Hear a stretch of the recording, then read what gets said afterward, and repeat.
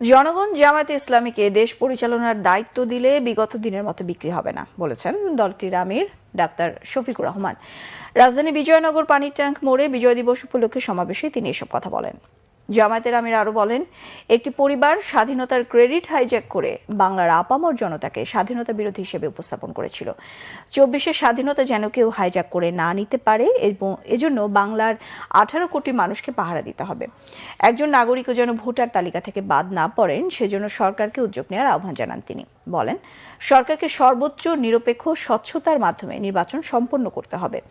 স্বাধীনতা বিক্রি করা আওয়ামী লীগ ভারতে পালিয়ে আছে।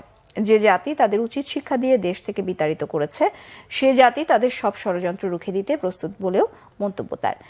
আগামীতে এদেশে কেউ তাবেদারি তৈরি করতে না এলে ছাড় দেওয়া হবে না বলে হুঁশিয়ারি দেন জামায়াতের আমির।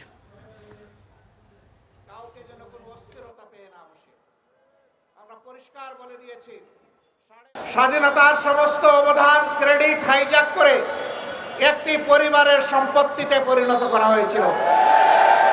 মুক্তিযুদ্ধের চেতনার নামে তারা জাতিকে শোষণ করেছে, ধোঁকা দিয়েছে, জাতির উপর জুলুম করেছে, জাতির অধিকার কেড়ে নিয়েছে, জাতিকে দাসে পরিণত করেছে।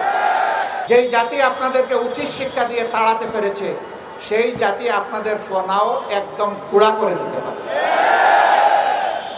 এই রক্ত দেওয়া শুরু করেছিল এই জাতি ৪৭ সালে।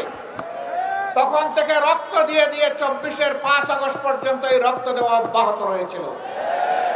দুঃখের বিষয়, ৪৭-এর পরেও জাতি স্বাধীনতার সুফল ভোগ করতে পারেনি। আবার ৭১-এর পরেও জাতির স্বাধীনতা হাইজ্যাক হয়ে গিয়েছিল।